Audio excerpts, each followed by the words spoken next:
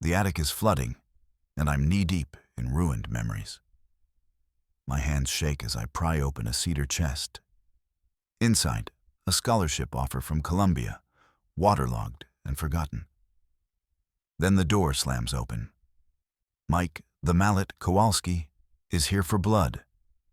And my mother's voice downstairs is a knife in my back. I've got one shot, the brass key in his pocket. If I don't get it, we're all drowning. I lunge. The drywall shatters. His fist connects with my jaw, but the key is mine now. The chest's hidden compartment clicks open. Life insurance checks, 10 years of lies. And the worst part? I'm still holding the key to a life I never knew I lost. Caleb Miller stood in the center of the attic, his boots sinking into the sodden, rotting insulation. The air was thick with the smell of stagnant water and the sharp, metallic tang of rusted pipes. Below him, the house groaned as if it were a living thing in pain. The plumbing had burst an hour ago, a geyser of cold gray water that had turned the second floor into a swamp before he could find the shut-off valve. Caleb. My heart, Caleb. It's fluttering like a trapped bird. His mother's voice drifted up through the floorboards, thin and reedy. Evelyn Miller was always dying when there was work to be done.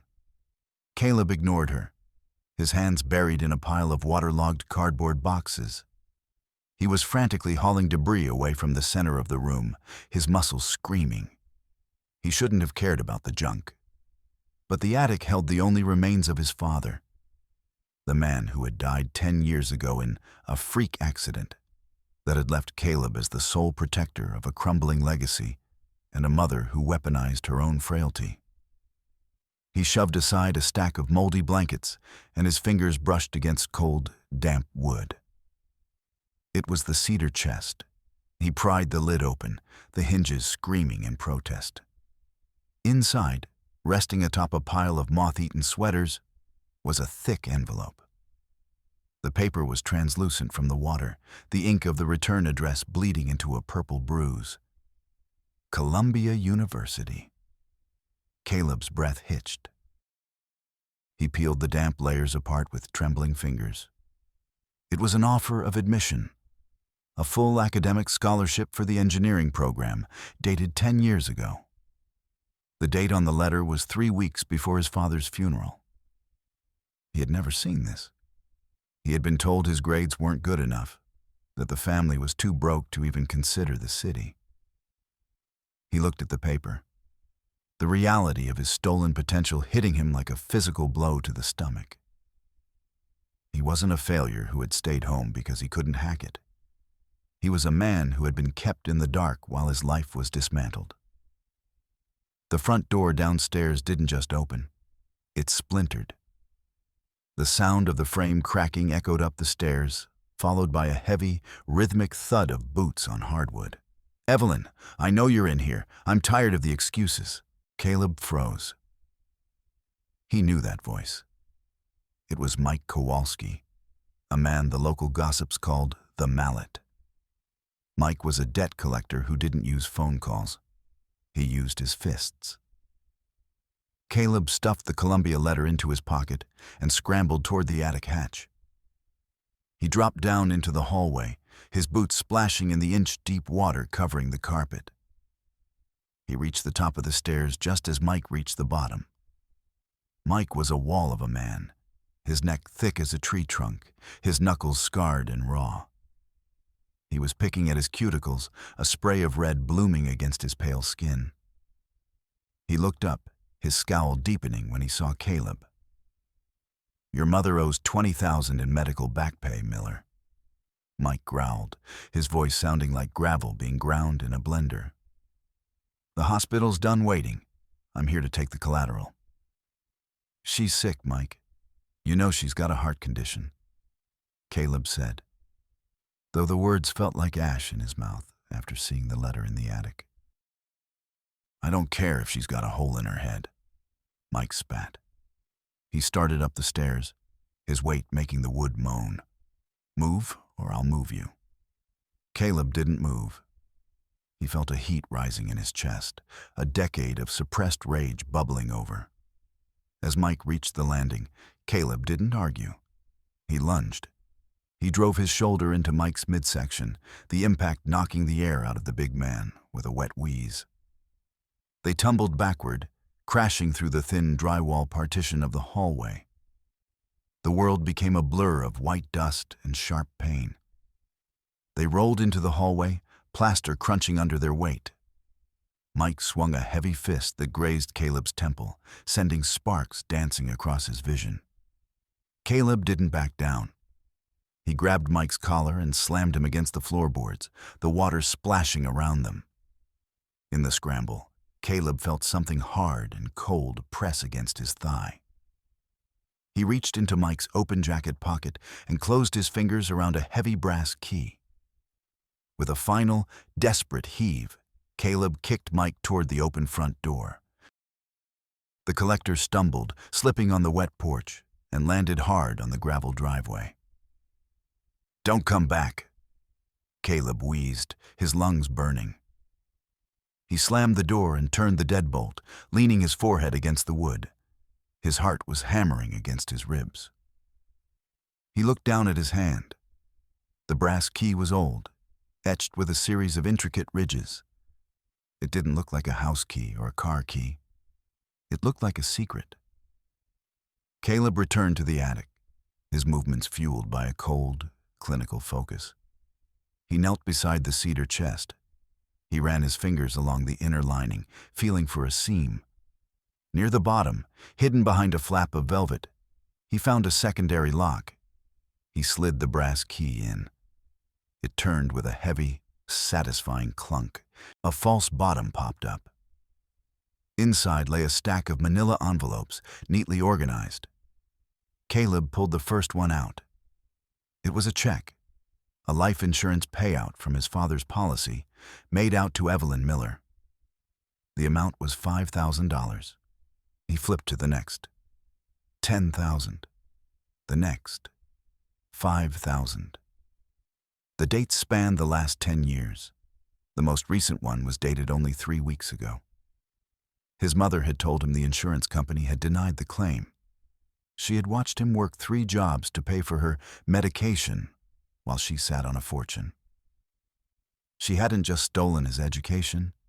She had turned him into a pack animal to carry the weight of a poverty that didn't exist. Caleb felt the floor tilt beneath him. The rhythmic snap, snap, snap of him shuffling his index cards began, a habit of nervous precision he'd had since childhood. He pulled a fresh card from his pocket and wrote, "The truth. She chose the money over me."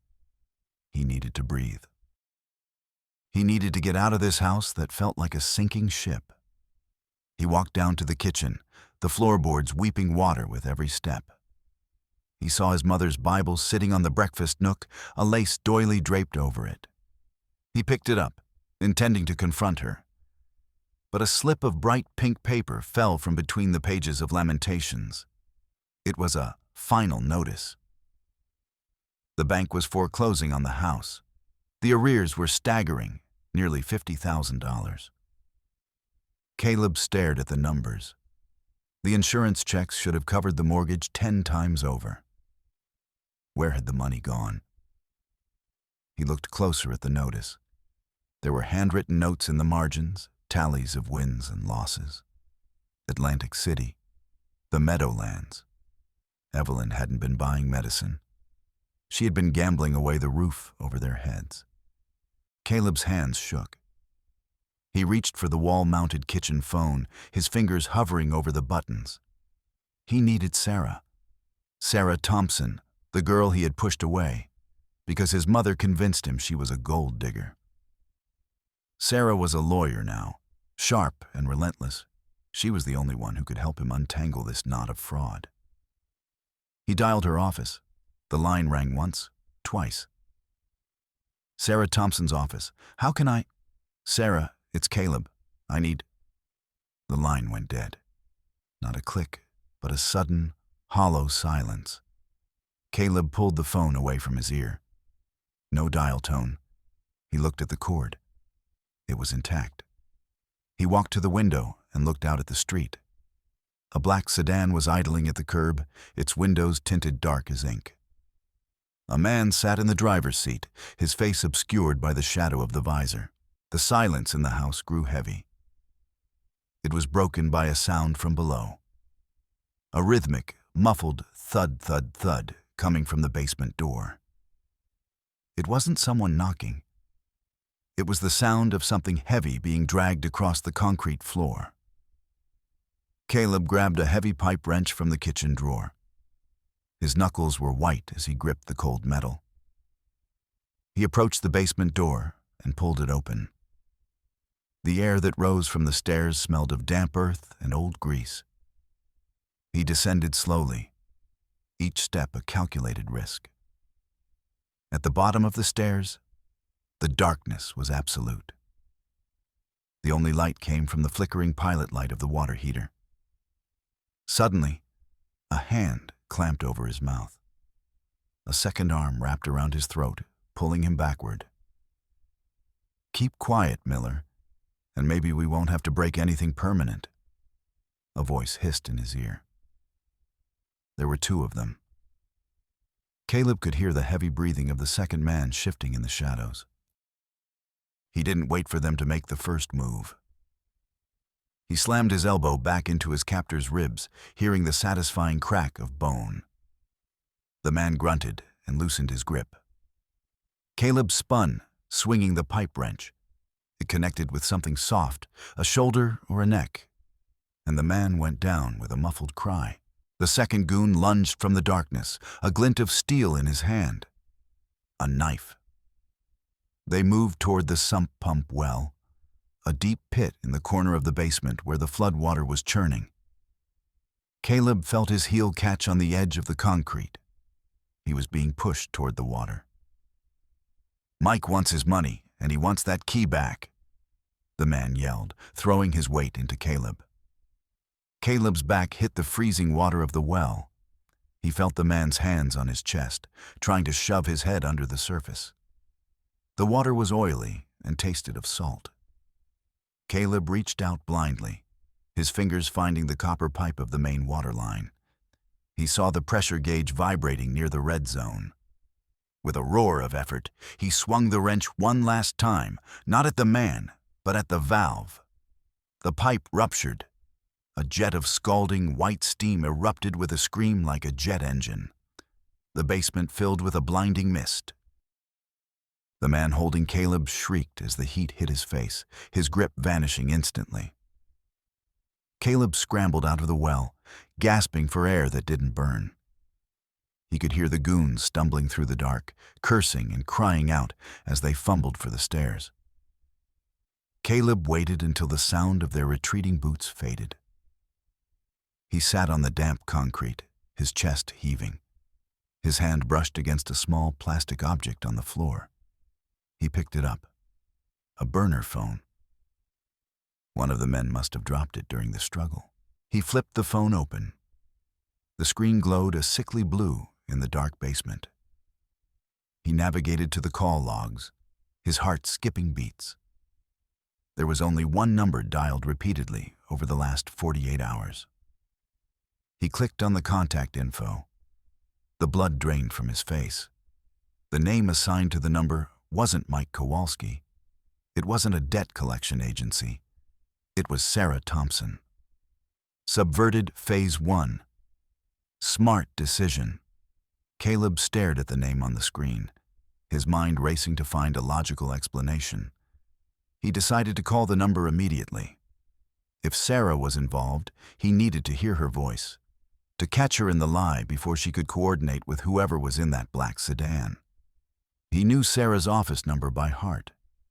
He had stared at her business card 1,000 times over the last year, wanting to call, but fearing his mother's reaction. Calling her now was the only tactical move left. He had the burner phone, the evidence of the insurance fraud, and the physical proof of an attack. He would present the facts, demand an explanation, and use her own legal logic against her. He felt a surge of cold confidence. He was an investigator of his own life now, and he wouldn't be fooled twice. Phase 2. False positive. The phone rang. Sarah picked up on the second ring. "Hello? Is it done?" Her voice was tight, professional, but tinged with an urgency Caleb recognized. "Is what done, Sarah?" Caleb asked, his voice steady.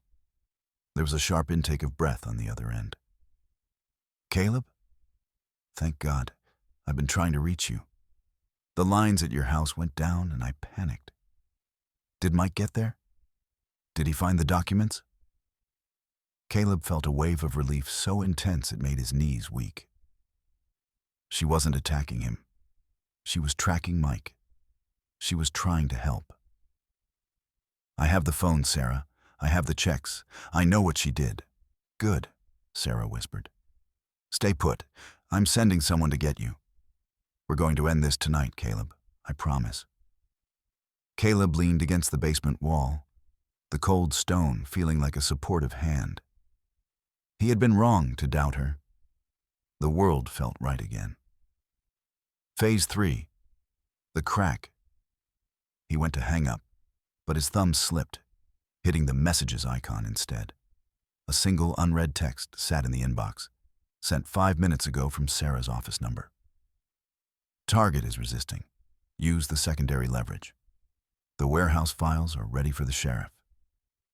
Caleb froze. The secondary leverage? He looked back at the call log. The outgoing calls from this burner phone weren't just to Sarah's office. They were to Sarah's private cell. Sarah hadn't been tracking the goons. She had been directing them. The someone she was sending wasn't a rescue party. Phase 4. Catastrophic reveal. The basement door at the top of the stairs creaked open. It wasn't the goons. It was the heavy, rhythmic tread of a man who didn't need to hide. Sheriff Robert Kelly stepped into the light, his badge gleaming like a predatory eye. Behind him stood Sarah Thompson. She wasn't wearing her helpful friend face. Her expression was as sharp and cold as a surgical blade. She held a folder, the same industrial manifest folders used at the auto parts warehouse where Caleb worked. "I told you to stay in the attic, Caleb," Sarah said, her voice devoid of the warmth he'd heard on the phone moments ago. "You were supposed to be the victim. It was so much cleaner that way." "What is this?" Caleb choked out, gesturing to the burner phone. "This is the end of the Miller legacy," Sarah said.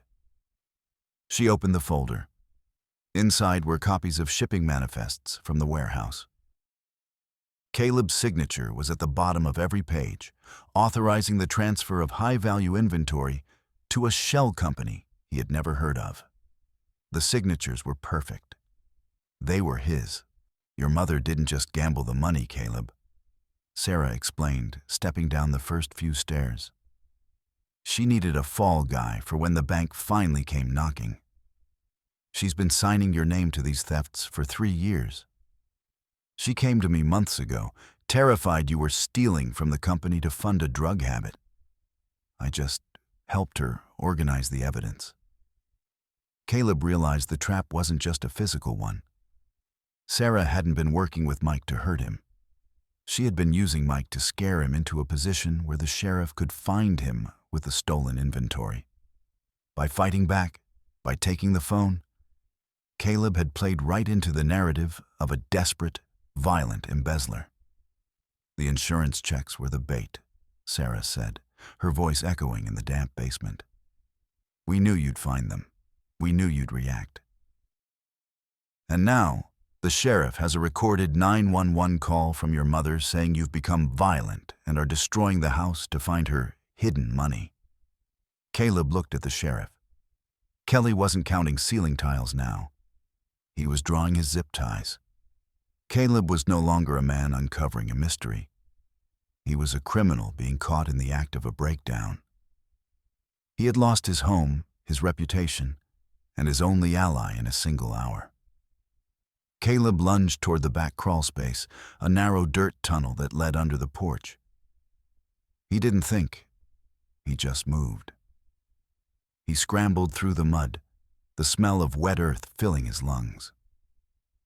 He heard the sheriff's heavy boots hit the basement floor, but Caleb was already out, bursting through the latticework into the rainy night. He didn't go to the police.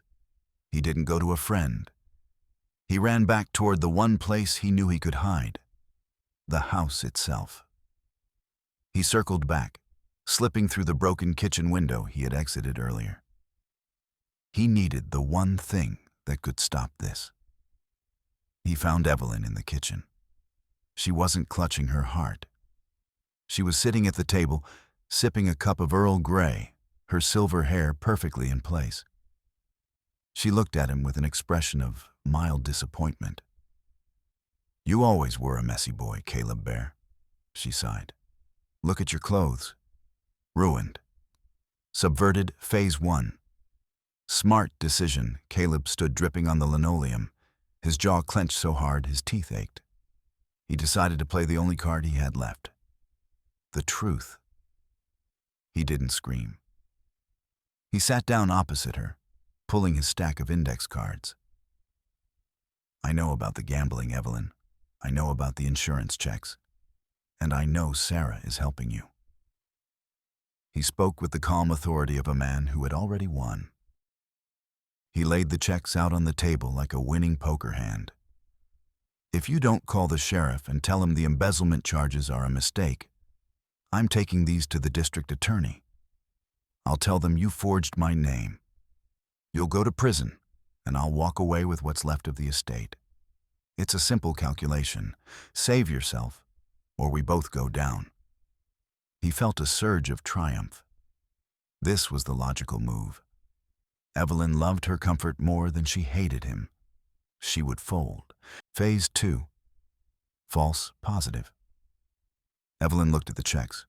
Her hand trembled as she reached for them. She looked up at Caleb, her eyes brimming with tears. "Oh, Caleb, you're right. I've been so weak. The fear of being poor again. It drove me mad." She reached across the table and touched his hand. Her skin was warm, soft. "I'll call Kelly. I'll tell him I made it all up. We can fix this, baby. We can be a family again." Caleb felt a massive weight lift from his shoulders. He leaned back, his eyes closing for a brief second of pure, unadulterated relief. He had beaten her. He had saved himself. Phase 3. The crack. As he breathed in, he smelled something. Not the cinnamon apples of the kitchen. Not the rain. It was a sharp, chemical scent, like ink. He looked down at his hand. His mother's touch had left a faint blue smudge on his skin. He looked at the checks. The signature on the top one, the one from 3 weeks ago, was slightly blurred. He touched it. The ink was wet. Phase 4. Catastrophic reveal. Caleb's heart stopped. These weren't the original checks. He looked up, and the fragile mask on Evelyn's face vanished, replaced by a smile that was nothing short of predatory. "You really should have checked the dates, darling," she whispered. The door behind him opened. Sarah Thompson walked in, holding a digital recorder. She pressed play. Caleb's own voice filled the room. "I'm taking these to the district attorney. I'll tell them you forged my name. You'll go to prison, and I'll walk away with what's left of the estate." "Blackmail, Caleb?" Sarah said, her voice dripping with mock sympathy. "Threatening your poor, sick mother to get your hands on her life insurance?" It's a shame the recorder was running. Caleb realized the checks on the table were high-quality forgeries she had printed just minutes ago to bait him into the threat. The real checks were gone. He had just handed them the perfect evidence to prove he was the aggressor. "And the best part," Evelyn said, leaning in, her voice a low hum of that terrifying funeral dirge, "is that while you were confronting me, the sheriff was at the warehouse. He found the stolen inventory in the trunk of your car. The car you left unlocked in the driveway." Caleb felt the world dissolve into a gray haze. He hadn't just failed to stop her. He had given her the final piece of the puzzle. He was no longer just an embezzler. He was a blackmailer caught on tape. He had no leverage, no evidence, and now, no defense. "Run along now, Caleb Bear," Evelyn hummed. "The sheriff will be here in 5 minutes. If I were you, I'd use that head start. It's the last thing I'm ever going to give you." Caleb didn't wait. He bolted. He didn't go for his car. He knew it was a trap. He ran toward the attic one last time. He remembered something his father had said years ago, something about keeping a record for a rainy day. In the very back of the attic, tucked behind a loose floorboard near the chimney, Caleb found a small, dusty digital recorder. It was his father's. He pressed the small play button. The voice that came out was his mother's, younger but unmistakable. "If the insurance company asks, the brakes just failed. He was always so careless with maintenance. And if Caleb asks, we tell him there was no money. We keep him close, Robert. We keep him small." It was a recording of his mother talking to a younger Sheriff Kelly. The confession of a murder and a conspiracy that spanned a decade. Caleb shoved the recorder into his pocket. He heard the sirens in the distance, the wail of the law coming to bury him. He didn't go out the front. He climbed onto the roof, the rain slicking the shingles. He jumped to the oak tree, the branches tearing at his skin, and dropped to the ground. The Founders' Day festival was in full swing 3 blocks away. The air was thick with the smell of burnt sugar and the mechanical scream of the tilt-a-whirl. Caleb ran into the crowd, his heart a frantic drumbeat. He needed to disappear. He saw a flash of neon orange. It was James Wilson, his boss from the warehouse, standing near the funnel cake stand. James was a man of rigid honesty, a man who lived by the manifest. If Caleb could show him the recording, if he could prove the signatures were fake, but before he could reach James, a hand gripped his shoulder. Caleb spun, ready to fight, but stopped. It was Mike Kowalski. But the mallet didn't have his fists clenched. He looked pale, his eyes darting around the crowd. "Miller, listen to me," Mike hissed. "I'm not here for the money. I'm a private investigator. Sarah hired me to track you, yeah. But she didn't tell me she was planning to frame you for a felony. I saw them put the parts in your car, Caleb. I have photos." Caleb stared at him, his mind struggling to pivot. "Why are you telling me this?" "Because my sister died in a car accident 10 years ago, just like your dad," Mike said, his voice cracking. "And Kelly was the one who signed the report. I've been looking for a way into this circle for a long time. You're the way in." The sirens were closer now.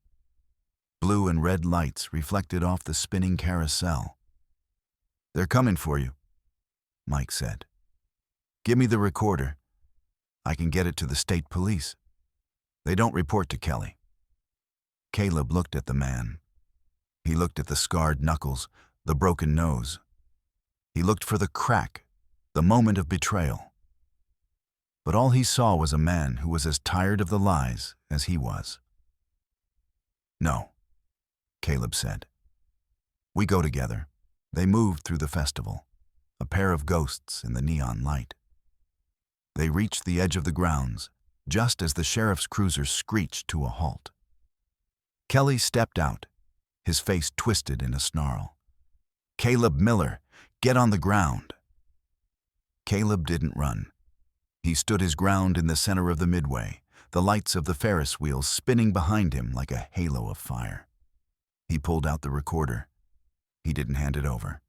He held it up, his thumb on the play button. "Hey, Sheriff," Caleb yelled over the music. "Do you remember the brakes on my father's truck? Because he does." He hit play.